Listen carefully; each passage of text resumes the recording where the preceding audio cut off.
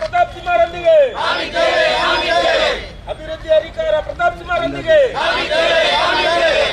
ರಾಷ್ಟ್ರೀಯವಾದಿ ಪ್ರತಾಪ್ ಸಿಂಹರೊಂದಿಗೆ ರಾಷ್ಟ್ರೀಯವಾದಿ ಪ್ರತಾಪ್ ಸಿಂಹರೊಂದಿಗೆ ರಾಷ್ಟ್ರೀಯವಾದಿ ಪ್ರತಾಪ್ ಸಿಂಹರೊಂದಿಗೆ ಹಿಂದೂ ಹುಲಿ ಪ್ರತಾಪ್ ಸಿಂಹರೊಂದಿಗೆ ಹಿಂದೂ ಹುಲಿ ಪ್ರತಾಪ್ ಸಿಂಹರೊಂದಿಗೆ. ಸರ್, ಸಂಸತ್ ಮೇಲೆ ಏನು ನಡೆದಂಥ ಘಟನೆಯನ್ನು ಇಡೀ ದೇಶದ ಭಾರತೀಯರೆಲ್ಲರೂ ಸಹ ಖಂಡಿಸ್ತೀವಿ. ಅದೇ ರೀತಿ ನಾವು ಮೈಸೂರಿಗರಾಗಿಯೂ ಸಹ ನಾವು ಖಂಡಿಸುವಂಥ ವಿಚಾರದಲ್ಲಿ ನಾವು ಯಾವತ್ತೂ ಮುಂದೆ ಇದ್ದೀವಿ.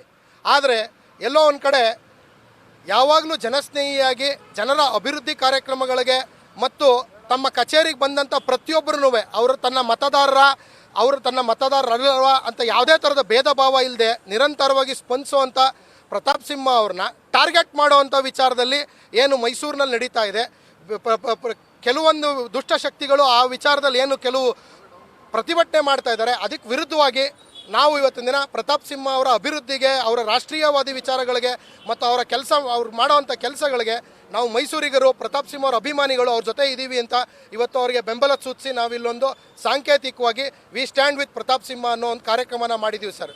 ಪ್ರತಾಪ್ ಸಿಂಹ ಅವ್ರನ್ನ ಟಾರ್ಗೆಟ್ ಮಾಡುವಂಥ ವಿಚಾರದಲ್ಲಿ ಯಾರೂ ಸಹ ಅವ್ರನ್ನ ಟಾರ್ಗೆಟ್ ಮಾಡಿಕೊಡ್ದು.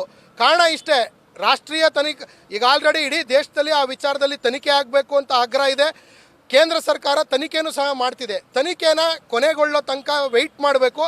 ಕೇವಲ ಪಾಸ್ ಕೊಟ್ಟಿದ್ದು ಒಂದೇ ವಿಚಾರಕ್ಕೆ ಪ್ರತಾಪ್ ಸಿಂಹ ಅವ್ರನ್ನೇ ಗುರಿಯಾಗಿಸ್ಕೊಂಡು ಯಾವುದೇ ಥರದ ಹೇಳಿಕೆಗಳು ಕೊಡುವಂಥದ್ದು, ಭಯೋತ್ಪಾದಕರ ರೀತಿಯಲ್ಲಿ ಅವ್ರನ್ನ ಬಿಂಬಿಸುವಂಥ ಕೆಲಸನ ಯಾರೂ ಮಾಡಿಕೊಡ್ದು.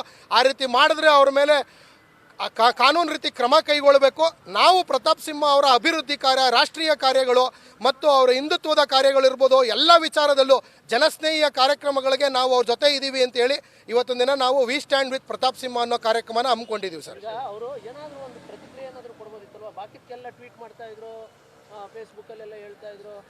ಇದಕ್ಕೆ ಏನಾದರೂ ಪ್ರತಾಪ್ ಸಿಂಹ ಅವರು ಏನಾದರೂ ಒಂದು ರಿಯಾಕ್ಟ್ ಮಾಡಿ ಸರ್, ಅವರು ಸೂಕ್ಷ್ಮವಾಗಿ ಒಂದು ವಿಚಾರನ ಅವರ ಫೇಸ್ಬುಕ್ ಪೋಸ್ಟ್ ಮುಖಾಂತರ ಕೊಟ್ಟಿದ್ದಾರೆ. ಅದನ್ನು ಗಮನಿಸಿದವ್ರಿಗೆ ಗೊತ್ತಾಗುತ್ತೆ.